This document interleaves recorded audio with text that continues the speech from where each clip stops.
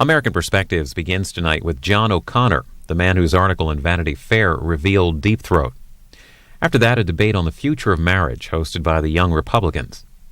And later, a look at the relationship between media and the courts, including a discussion on cameras in the Supreme Court. And now to that speech by John O'Connor. He spoke in Chicago at an event hosted by the American Bar Association. This is 45 minutes.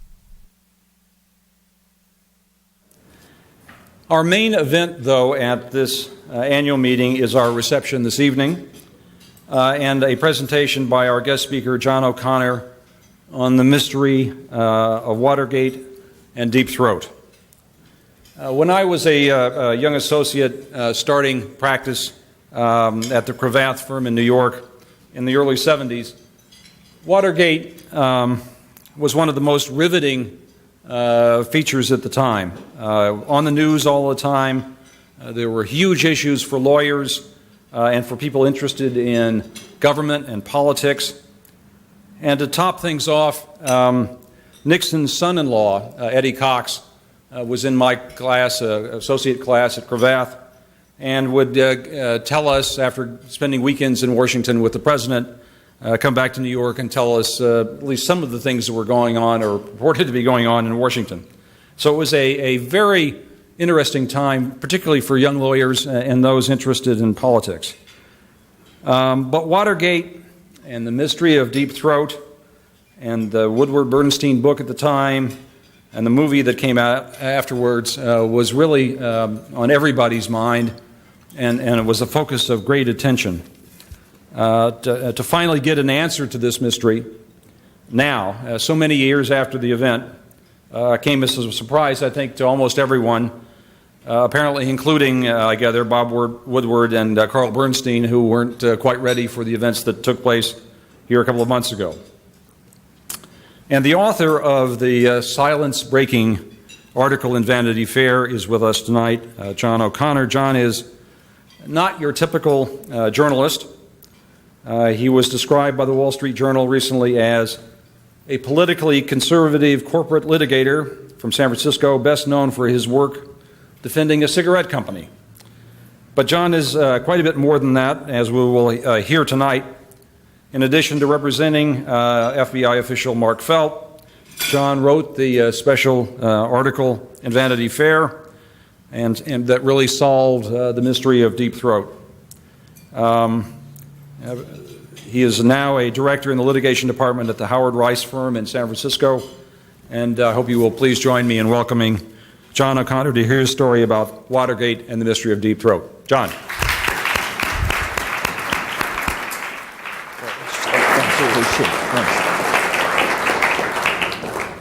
Thanks, Jim.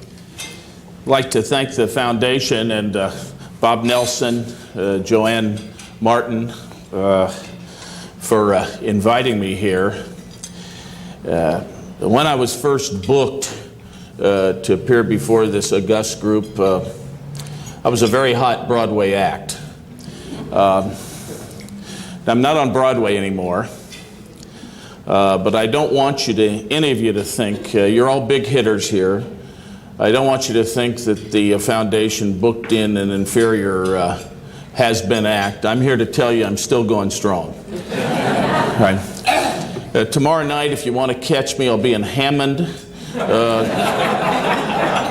I'm doing the lounge act. I think there's going to be a cover charge. So no, I'm doing okay here. We've got C-SPAN cameras here. Jim has assured me that I'm slated for that crucial 3 a.m. to 4 a.m. slot. Unless he said, I guess, the crucial walnut labeling debate folds, then I might move up. But in any case, I am here to talk about issues that might interest you, burning questions about Watergate and Deep Throat.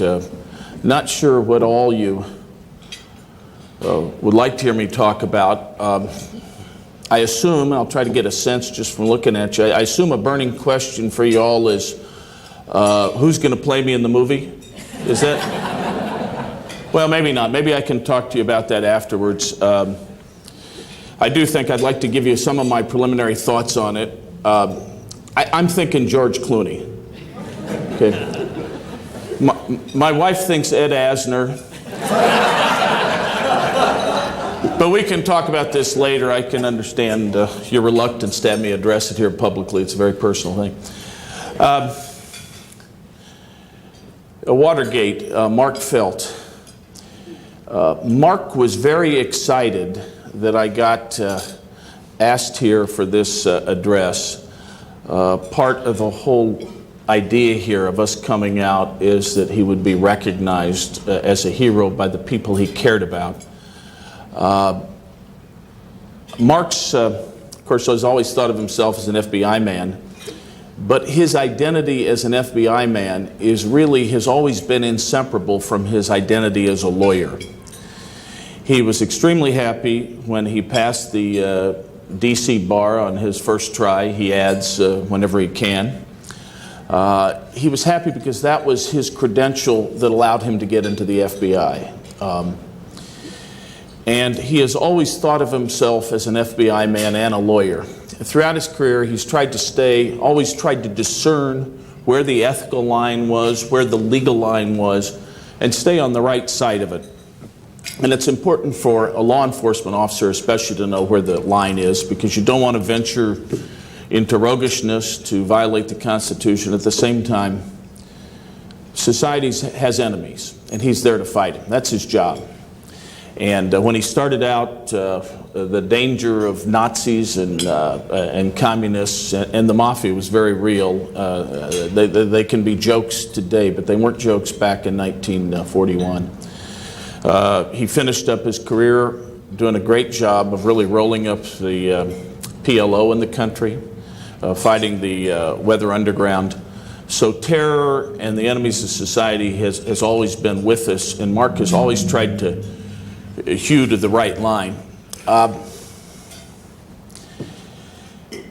As he progressed in his career and came to power, he was Hoover had an inner circle. He actually had votes on policy matters among the 15. He could overrule the vote, but he generally pretty much followed the consensus. Mark was always known as the leader of the faction within the FBI that tried to adhere to civil liberties. As time went on, as the tensions and fissures in our society developed in the 60s, those tensions and fissures were reflected in the FBI. The FBI is not a monolithic or monochromatic organization, never has been. And Mark, when the fork came in the road, Mark always went the right way. And his bête noire, his main antagonist, was a fellow by the name of William Sullivan, who headed up the eponymous, never used that word in public before, Sullivan faction. I've just been waiting for the opportunity. I think you lose a jury verdict if you use it in front of a jury. So it's one of the things my father taught me.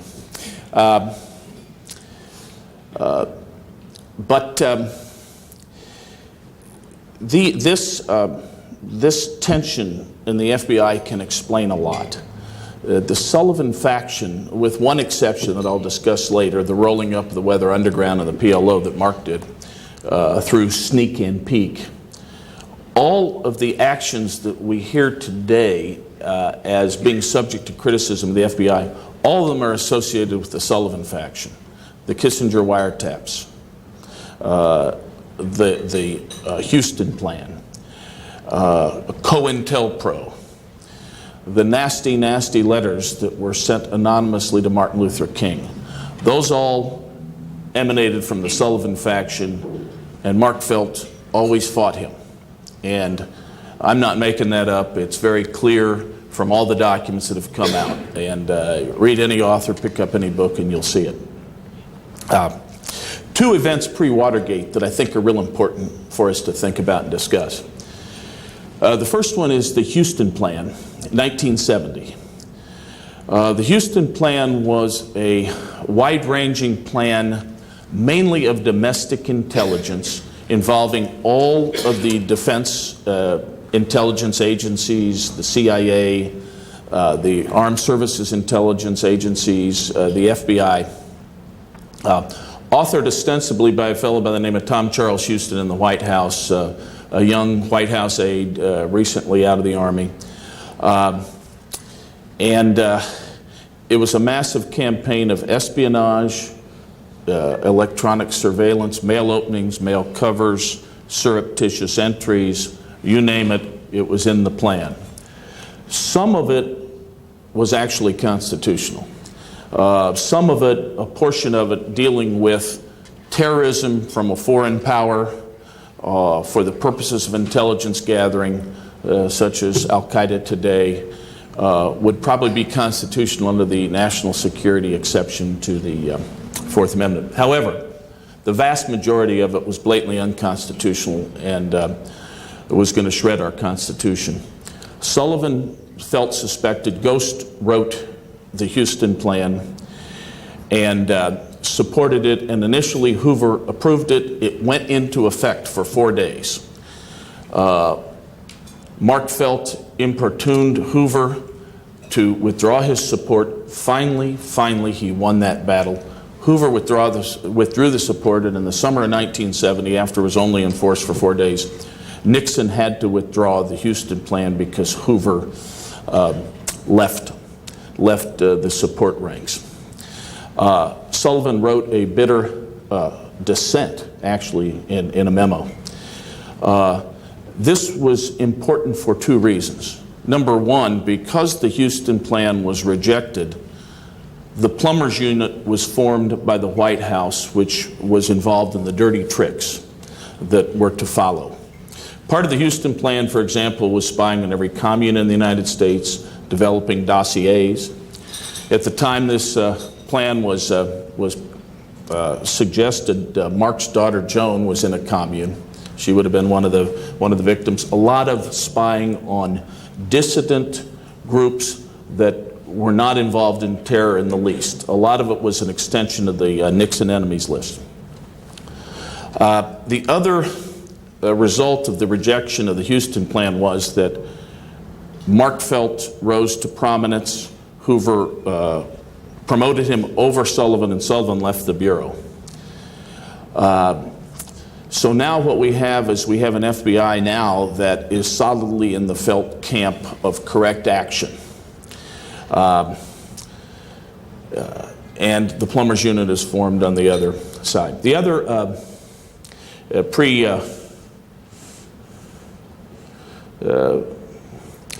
pre-Watergate event that is very important and significant is, I don't know how many of you recall the Dita Beard scandal.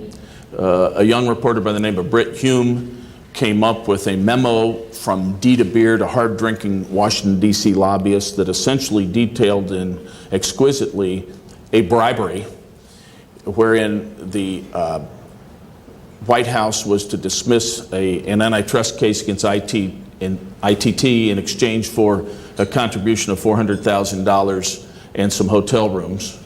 I think that was a lot of money back then. Dita Beard immediately checked herself into a Denver hospital, was visited by a fellow named Howard Hunt, who had a red wig disguise and a limp provided by the CIA, a gait-altering device. And after he whispered sweet nothings into her ear, she declared the memo a forgery. There was great pressure put on the FBI in the person of John Dean, from the White House in the person of John Dean, to Mark Felt to declare that memo a forgery. Mark Felt held firm. The result, twofold. Probably it cost Mark the directorship of the FBI, showed the Nixon White House that he needed a malleable person in the FBI, and led to the appointment of Pat Gray. At the same time, it sensitized Mark Felt to the idea that this White House was not above blatant obstruction of justice. Now we come to Watergate. We all know about Watergate. Mark leaked a few things to his buddy Bob Woodward at the beginning of Watergate, partially to help I think, to help his friend, but also to shine a light on the White House and to make sure that his investigation would not be obstructed. And in fact, it had that effect. Throughout the summer, the FBI was able to do a massive investigation. They did a brilliant investigation. 1,500 interviews, was exhaustive, extensive, went all around the country and pieced this whole thing together.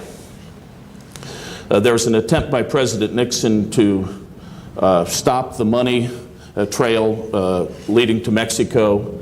The CIA was asked to intervene.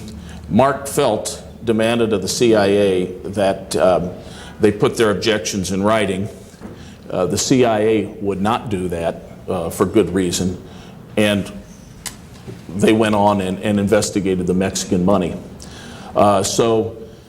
The first act of obstruction that summer was swatted away like a housefly by Mark Felt. No real obstruction. It's one of the acts for which President Nixon was impeached, and it was truly obstruction of justice. It just was not effective. So when you hear an FBI agent say that Deep Throat was unnecessary, that the investigation was going great, that there was no need for Deep Throat, we were doing our jobs, they're right insofar as the summer of 1972 goes. However, they missed the point that I'm going to be addressing to you today. That point came on September 15th, 1972 with the original return of indictments. The 7 initial Watergate defendants, the 5 burglars plus Gordon Liddy and Howard Hunt, were indicted. The Justice Department announced then that there would be no further indictments forthcoming. The Justice Department source for Carl Bernstein said that the investigation was in a state of repose. There is no doubt that at that point in time, the obstruction was successful. It was not a factual obstruction. It was a decision by the entirety of the Nixon administration not to take this massive evidence that the FBI and Mark Felt had uncovered and do anything with it. They decided not to go up the chain to get the people in the White House or the committee to re-elect the president that had sanctioned the Watergate burglary, and they did not interpret the evidence to go out to include this massive conspiracy of subverting elections, dirty tricks and fraud in voting, illegal entries like the Ellsberg psychiatrist who was burglarized. All of this was interpreted out. So John Dean celebrated with others in the White House, left to go on his honeymoon. All was well. The obstruction was in fact successful. That is when the work of Deep Throat really started.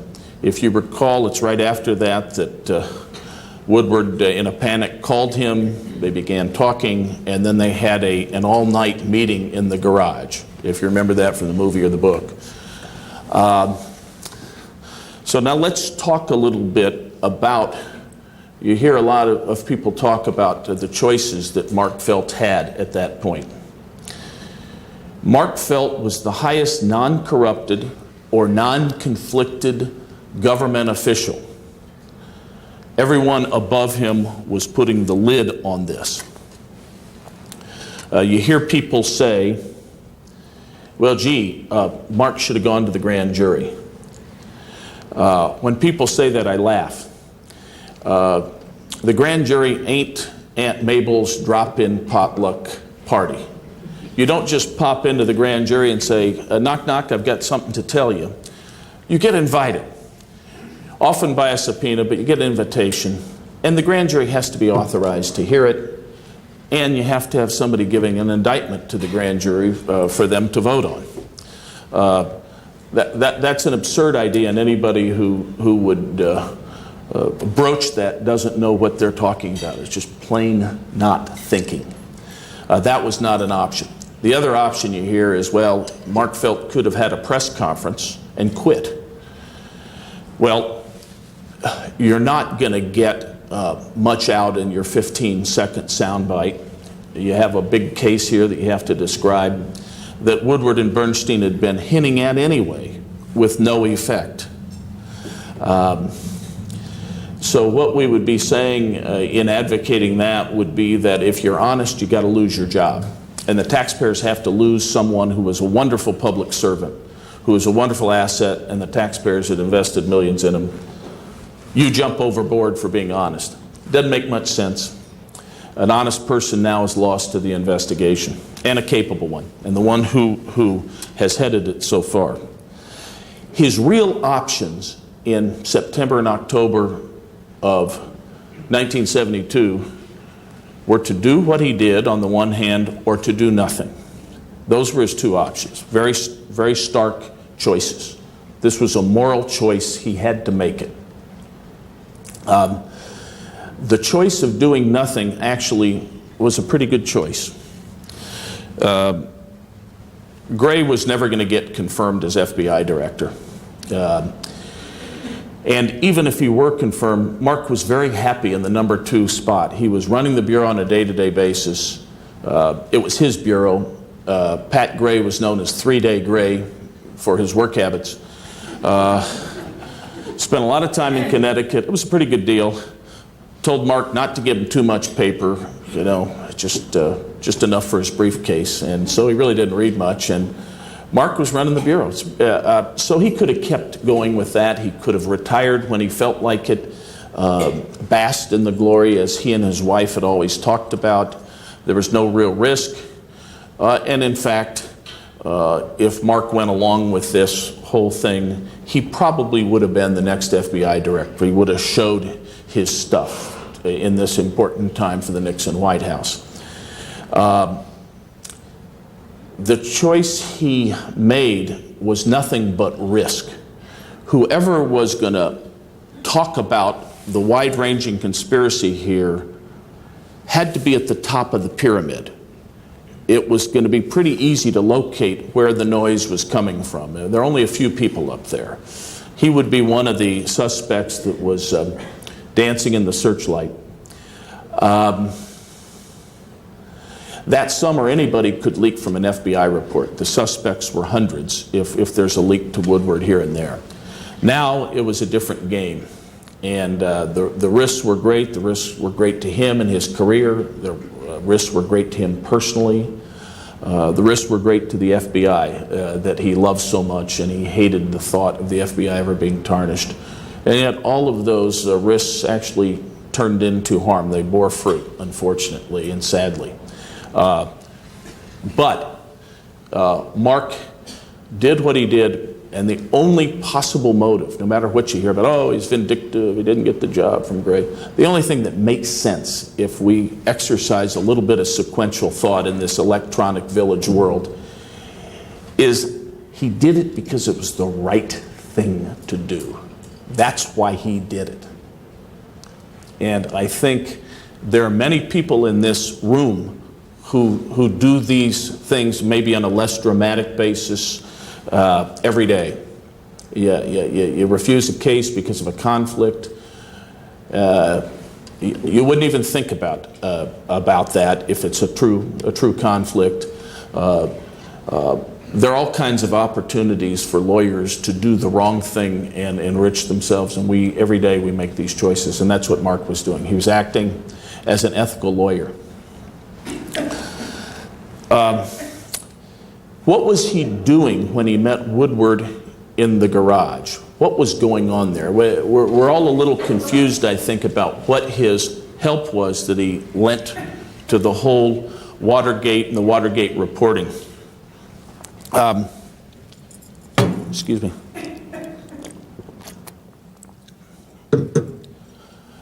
If you recall from the movie, Bob Woodward at one point might have even grabbed Deep Throat and said, quit playing this chicken shit game with me, I think he called it. And Deep Throat kept saying, we've got to do this my way. Woodward describes him as being elusive. What is he doing? Why isn't he giving me stuff? Bob Woodward is looking like a reporter looking for something that is going to be flashy and splashy the next day. What Mark Felt is really saying to him is, let's not just throw things out willy-nilly. Let's present this case to the American people the right way, the way people in this room would do it, the way Mark Felt would present something to a grand jury. Normally you come into a grand jury and you start out a grand jury the same way you all would start a trial, with an opening statement. In the grand jury, the FBI agent will often get on the stand at the beginning and give what they call the overall. What is this case about? What is the overall picture?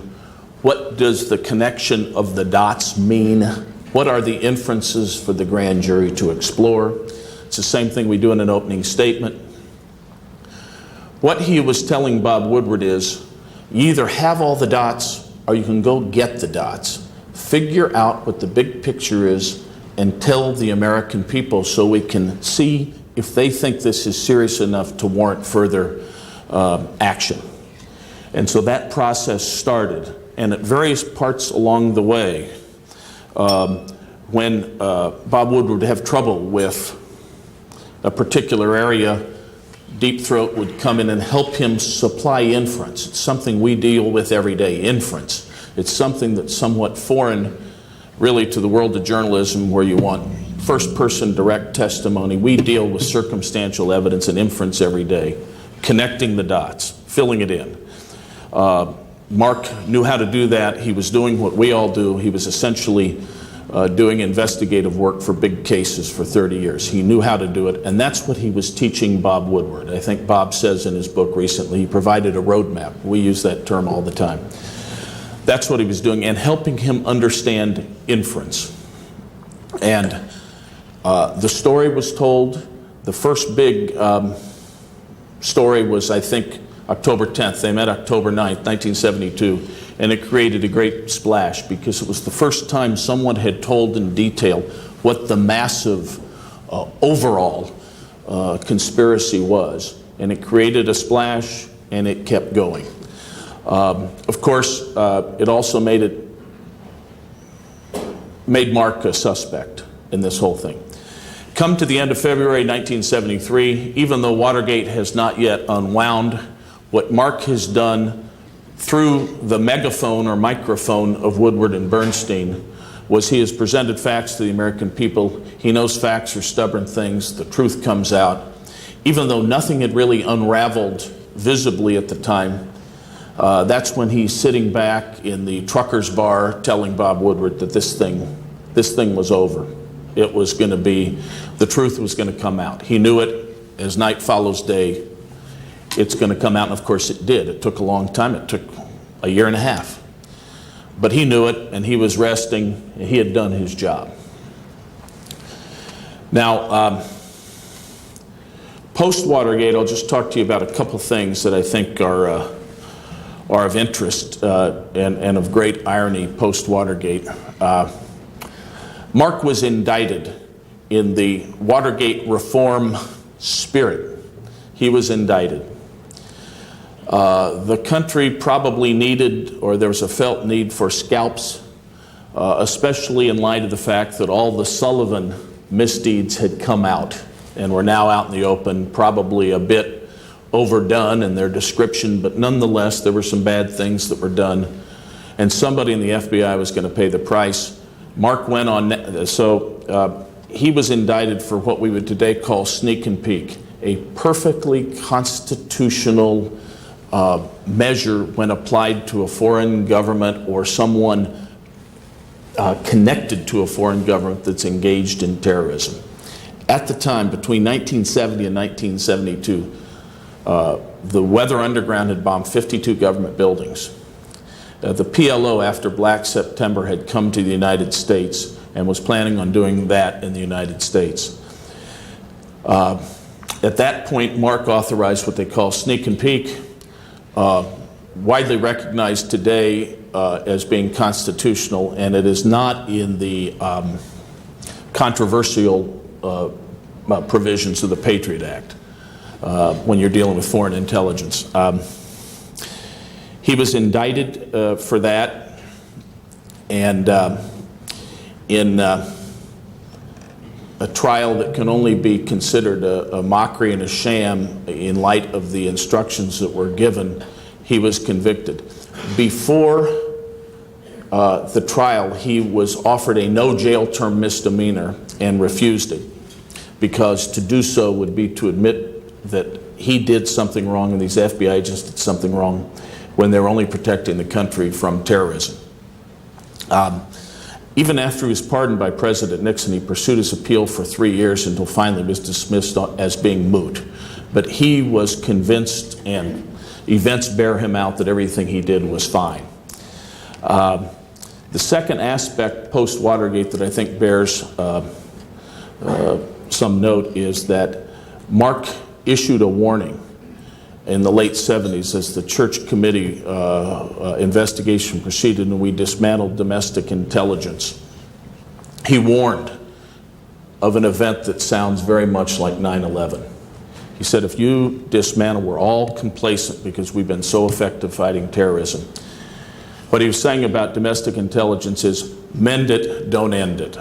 There were some abuses by Sullivan, but let's set the ship straight. We need domestic intelligence. It's the sort of thing we're doing today. But he warned us.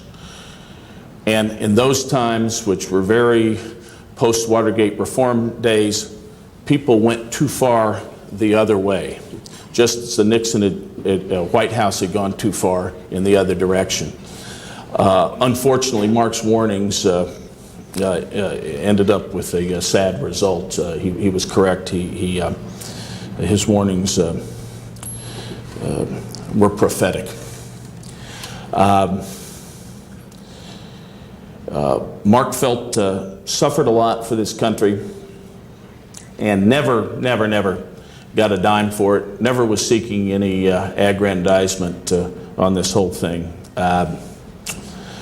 I grew up in Indianapolis, the son of a lawyer. I'm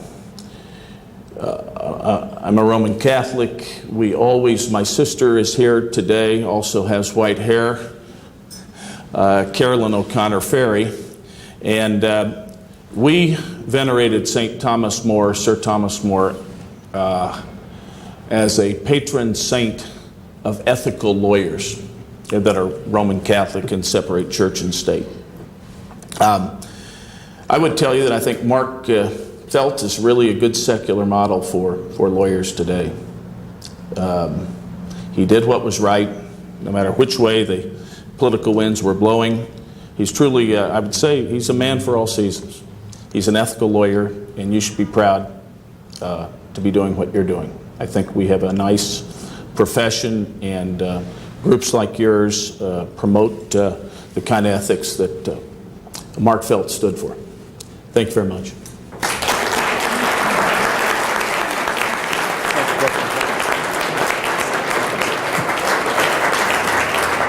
John will be answering some questions now, and because we need you to speak at the microphone, be thinking about questions, and please come up to the microphone to ask the questions. Let me ask a preliminary one now, though. How did you develop a relationship with Mark and his family? How did these issues come to light now? Well, Jim, yeah, I had always thought Mark Felt was deep throat because of the obvious inferences. It's stunning to me how clear the evidence was that Mark Felt was deep throat. I always thought he was deep throat. One night at dinner with my daughter and her friends, I had a conversation about my father, who was an FBI agent, about how he was the worst intelligence agent in the history of the FBI. Because he was recognized 3 minutes off the boat by the Germans in Rio.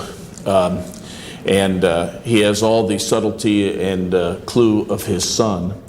And in any case, this young fellow that I've known for a few years said, well, gee, maybe your father knew my grandfather. They started at the same time. He was an intelligence agent. His name's Mark Felt. I said, well, Nick, your grandfather's deep throat. So it was just about this time that the family was questioning whether he was deep throat. I went up to Santa Rosa and started talking to Mark at the time. mainly trying to assure him, my part was really to assure him that many people in the Justice Department thought that Deep Throat was an heroic person. And I could see that Mark was thirsting for that sort of comment. It interested him very much. It was almost as if you could feel him being redeemed when I started talking to him about that. And that's how the whole thing started. The conversations went on for a while, mainly led by his daughter. And he's got a very progressive, free-spirited daughter and a crew-cut engineer, retired Air Force son. And from their different vantage points, both convinced Dad that he was a hero, and Mark eventually adopted that view. Questions, please. All of you are so eager this time of the evening. Yes, please. If you could come to the microphone, please.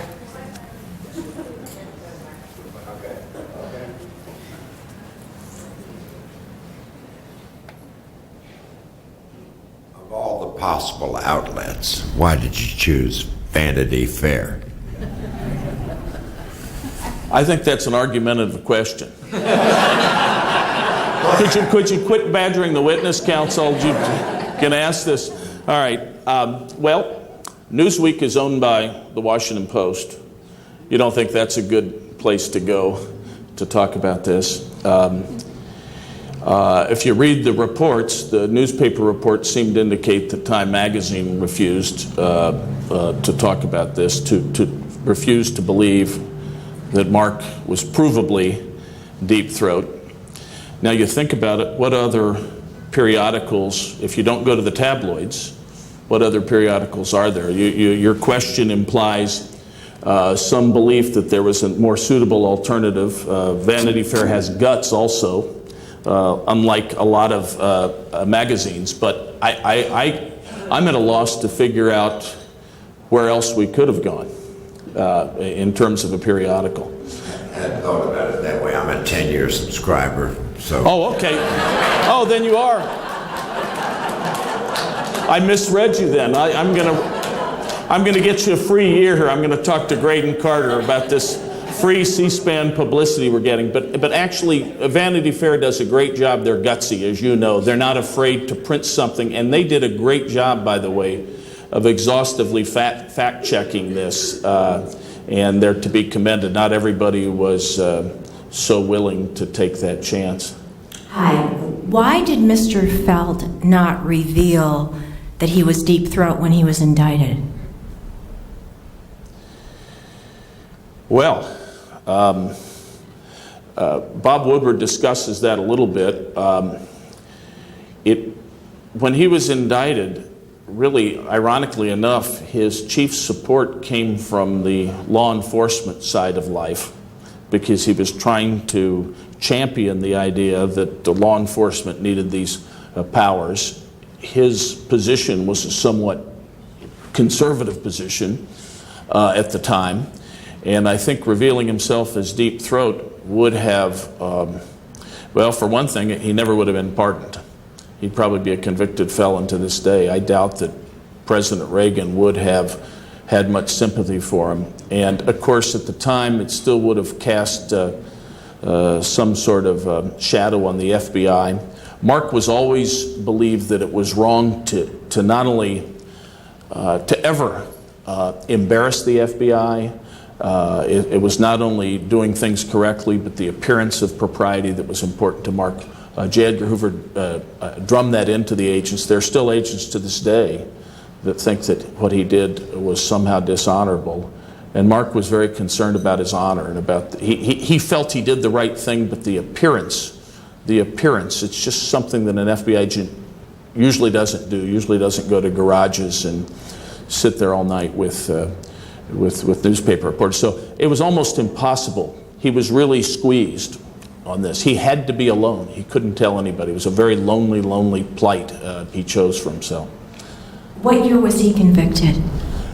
He was convicted December of 1980, actually after President Carter had been defeated by Ronald Reagan. President Carter was still president at that point. He was still president. Could Carter have pardoned him then? He could have, but he didn't. But if he had known he was deep throat, do you think it might have been different? Well, that's a good question. I don't know, but I think the problem is that it was the Carter administration that was, I don't want to say behind this, but I mean, it may have been tough because the prevailing winds at the time were so anti-FBI. But it would have been quite a twist, you know, for it to. Oh, it's a tremendous twist. It really was, and that's what's. And another irony. Let me give you one more irony. The best witness for Mark Felt, the prosecution called one Richard M. Nixon, and when Richard Nixon came into the courtroom, some of the attendees stood up and started yelling and throwing things at Richard Nixon, and of course he's thoroughly disgraced at the time by Watergate. He gave a ringing and highly intelligent and correct view of the law and basically said that what Mark Felt did was absolutely correct and authorized and fell within the national security exception. And of course, the defense team thought that that was the worst. It was like the kiss of death. You had very much of an inner city jury there that hated Nixon, and there's no end to the irony here and the twist. Let me just say that. But did he feel that by revealing he was deep throat at that point it would have hurt him? Is that what? Oh, sure. He always felt that. He always felt revealing himself as deep throat was not a good thing. And up till 1979, when the statute of limitations probably elapsed, being deep throat would have meant that the government would have gone after him harder for various reasons. Thank you. Sure. Thank you. Other questions? If you could also say a few words about the relationship between Mark Felt and his family and Woodward, and who had the right to tell this story, and how those issues played out. Yeah. Well, Mark, I know Mark, Bob Woodward described some contretemps between him and Mark as time went on, and Mark was dancing in the searchlight, trying to avoid being pegged as deep throat. But right now, all Mark has is fond memories of Bob. I think he's forgotten his grievances and has nothing but good things and good attitude about Bob, and same with the daughter, Joan. So, you know, it's a really very interesting, again, highly ironic situation that we were all in starting in 2002 when we tried to get Bob to come out and reveal this. And some of that's described in Bob Woodward's book from his point of view. Yeah. A number of reporters had reached the conclusion that Mark Felt was probably deep throat. And indeed, Richard Cohen of the Post really confronted Bob Woodward. He had seen the initials MF on Woodward's notes, and Woodward said, "That's sort of my friend, not Mark Felt." What are the circumstances which convinced you that Mark Felt was deep throat? Well, first of all, learning about Cohen confirms my belief.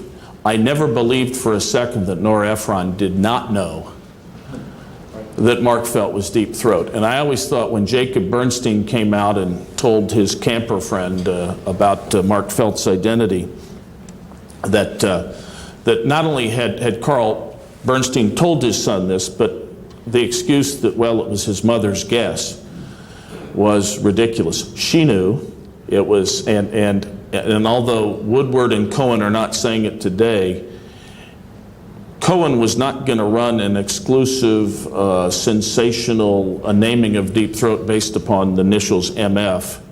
He had gotten the word from Nora Ephron, and that's how that happened. So that just confirms my belief, again, inference that she knew all along. Now, what convinced me, let me just give you one.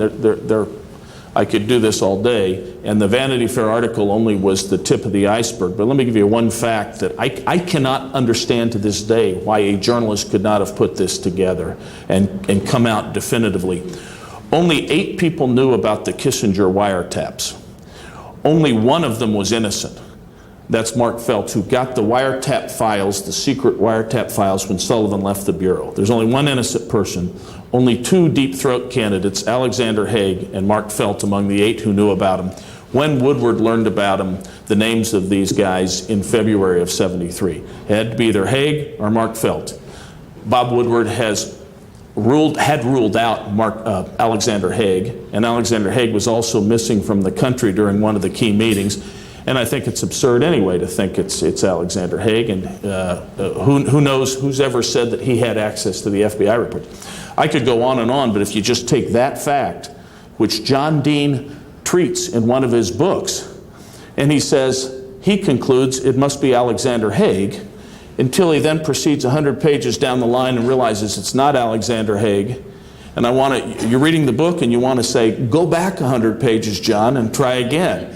Guess where you should be going here? But nobody ever, I can't understand why they didn't figure it out, but it's very clear. It's plain as the nose on your face if you look at it. Now, a lot of us are too busy doing other things, but the journalists weren't. You know, the journalists who looked at this, and that's... What convinced you? Well, means, motive, and opportunity is one, and then things like then I didn't get into the detailed stuff until we began suspecting, and I went back and looked at things like the Kissinger wiretaps, and it's all of a piece, it all fits in. He's really the only candidate that makes sense. Fred Fielding, you can discount for various reasons. Great. Please join me in thanking our guests this evening. Very wonderful presentation. That was great. Thank you very much. Great presentation. Feel free to talk to John here afterwards, and thank you all for coming. Good night.